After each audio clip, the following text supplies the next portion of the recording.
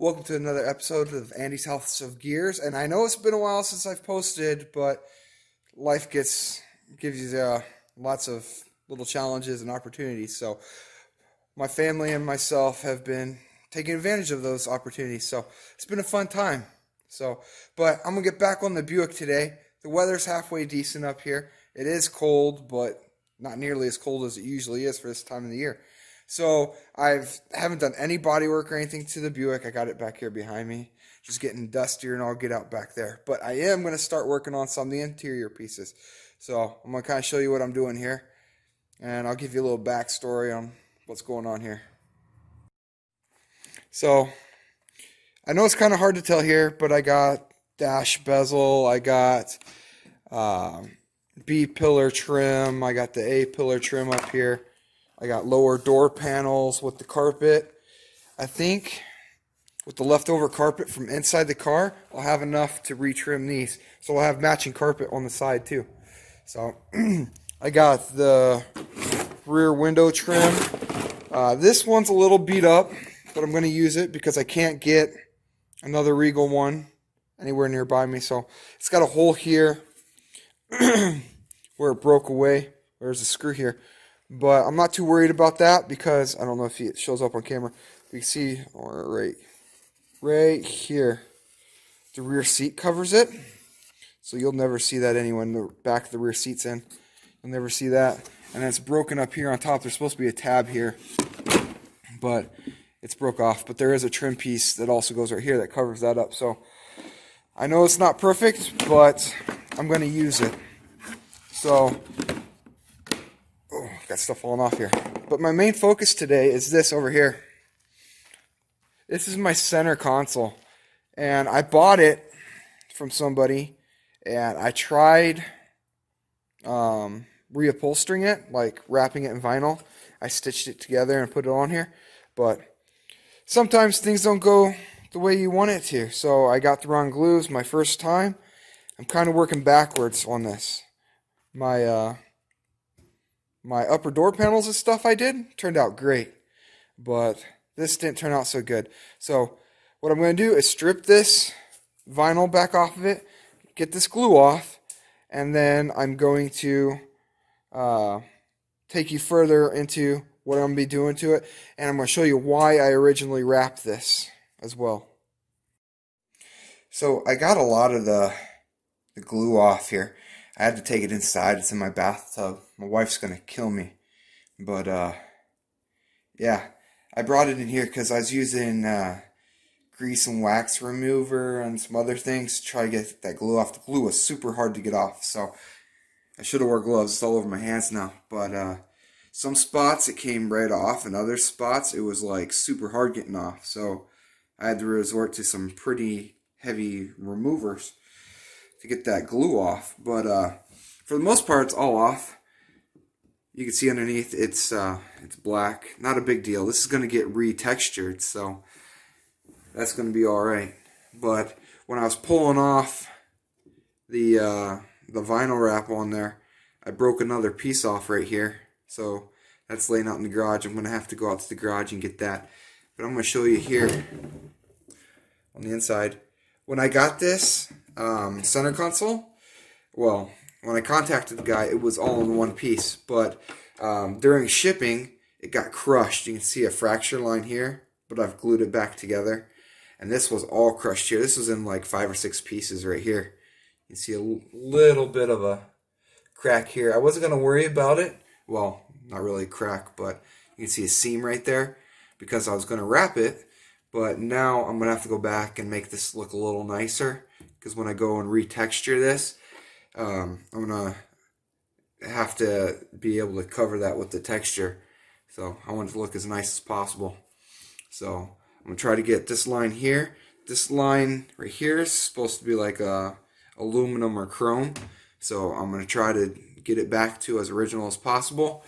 And then on the back side here, all that blue there, that's a fiberglass reinforcement, because this whole back section, this whole corner right here was broken off, and then this was broken up here. So I was really sad when it showed up broken. I don't think it wasn't really the guy's fault who sold it to me. I mean, he probably could have packaged it a little better, but um, during shipping is when it got broke. So, um, but anyway, no use in crying over it now. I mean, I cried over it when I first saw it, but oh well. So I'm gonna get this dried off, and we're gonna start working on gluing that other piece back together. So I'm back out here in the garage, and here's that piece that broke off here. So what I'm going to do is I'm going to overlay this, go grab my grinder, and I'm going to grind this down. Kind of do like a little U right on that crack. So as I fill that crack in right there, I want to push it a little bit out the front, but I want it to be thicker on the back side. So I'm going to do that, and then once that dries, I might flip it over and bevel it again the same way on this back side, and put another layer on that side, so it'll be quite strong. It'll probably be stronger than the rest of it. Well, at least these sections here.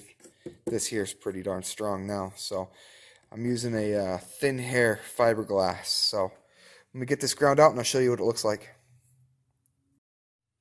So as you can see here, I ground down the edges, but I didn't want to lose the crack form. I want it to be as close as possible, so I didn't go too far.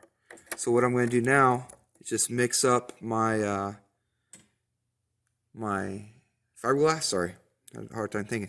And I'm going to fill this in, and I'm going to go wide. I'll probably just go all the way to the bottom here, and then somewhere up here. So this whole area is just going to be fiberglass right here. I'll probably scuff this up more here so I got good adhesion here. And I'll kind of show you what that looks like afterwards. So I went ahead and I ground out a little bit more, just light. I didn't want to take off too much material. I don't care if it's thick on the back side here. So I did clean up this area here all the way around to the outside edge. So all this here is going to be my backer for this section here. So I'm going to mix up my fiberglass and put it on. So I got the back side of the center console filled in. I'm going to turn you around here and show you what that looks like. I wasn't able to use the short hair fiberglass like I wanted to, like I had used before. It had gone bad, and I wasn't going to run into town to get it. So I ended up using some polyester body filler. We'll see how that goes. That stuff's pretty durable, and should be just as strong as the flimsy plastic on here. So I'm going to flip you around and show you what I did there, and then we're going to start working on the other side. So you can see here, I just filled in this whole area. I went really wide with it. The crack was just right in here where it broke off, but I went really wide. And it's not too crazy thick, but it should be thick enough. I got some on the outside here. So what I'm going to do now is, I think because I'm just using this polyester, I might grind this down here along this crack. You can see it here.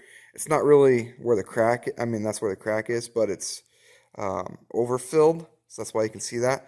I might grind that down a little bit there, and then put another layer on and go wide here and just sand it down, because this is getting all retextured anyway. Got this all cleaned off, so I'm going to show you what I'm going to do with that retexturing too. I'm working on some other parts upstairs, other trim pieces. We'll see how those turn out, and then I might do it on this, so I don't want to screw this up. So I'm going to take the grinder to this, clean this up, and put another layer on this outside.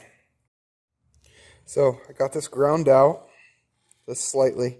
You can see where the crack was there, where it broke off. So I got my filler here. Just going to take it, just put a nice layer of filler right over top of it. Oh, sorry. Let me put you down here. I'll show you what it looks like. This isn't spreading very well. Just 1 second.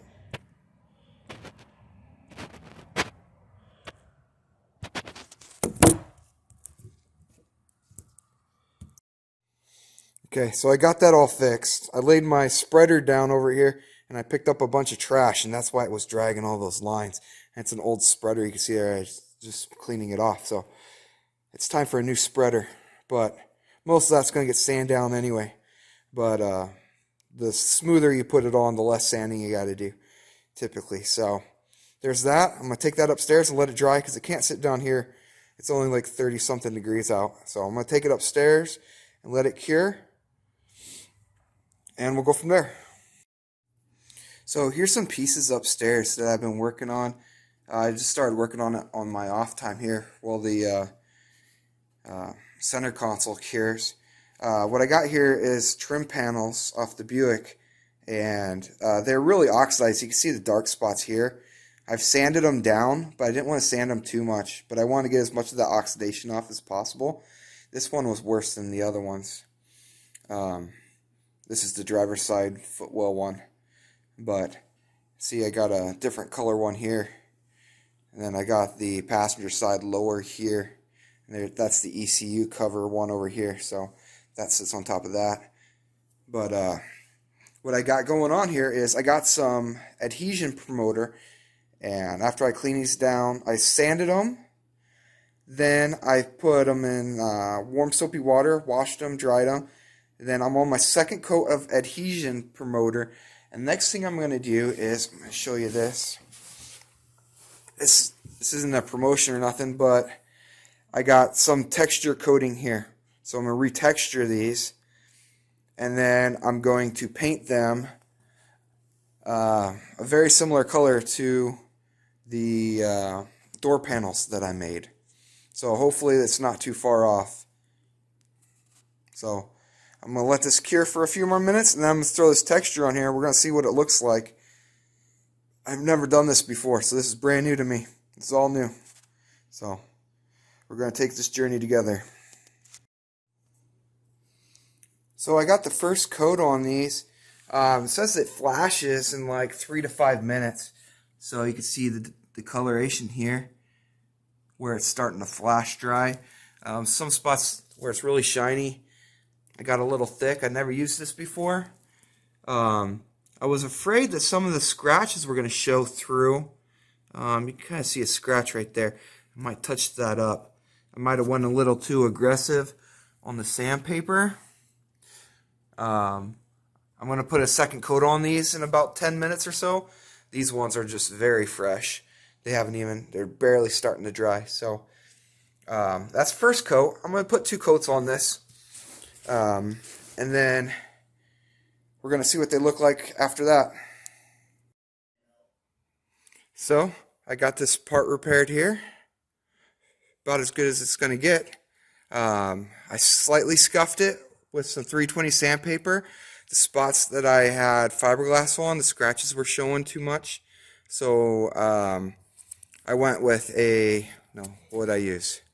I used 240 here, or here on the plastic. They went and used 360 on the softer parts of the fiberglass and the polyester filler. So what I'm going to do now is just clean this up a little bit more, and I'm going to spray the whole thing with adhesion promoter like I did with the parts upstairs and get it ready. Once I get it adhesion promoter, I want to mask off this line right here because this is supposed to be chrome looking, and I got some chrome paint. So I'm going to get it upstairs and get it prepped.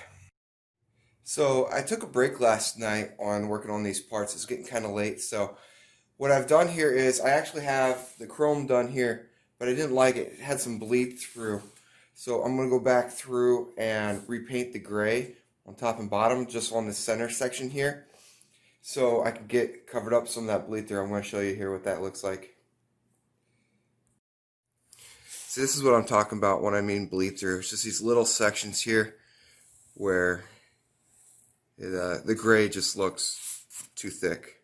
I gotta fix that right there, but just a little bit on this line here.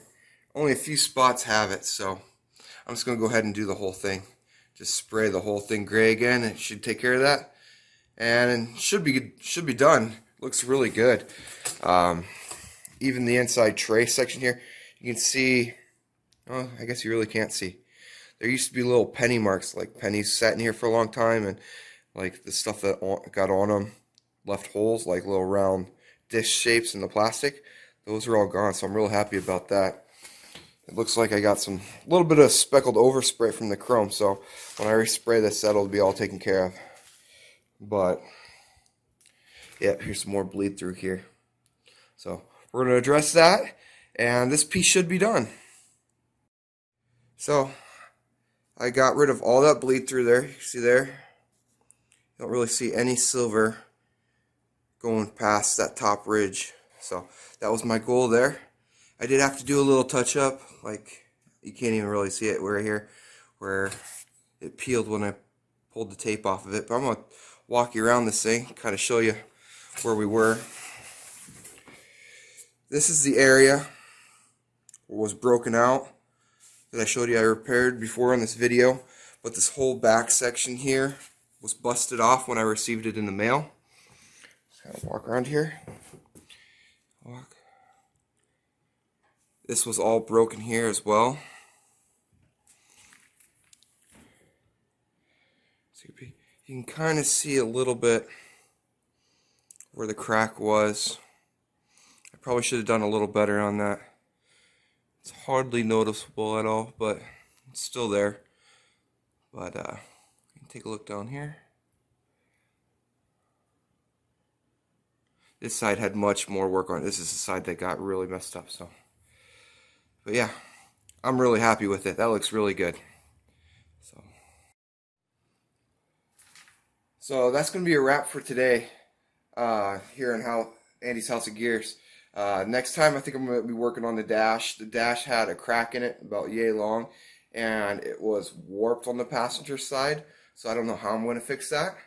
But I'm going to try because I can't get a new dash for it. So I'm going to see what I can do with it and see how it turns out. This is all new to me, so doing some of these parts is just a learning experience. So thank you for joining me. Please like, subscribe to my channel, and leave a comment below. Thank you. See you next time.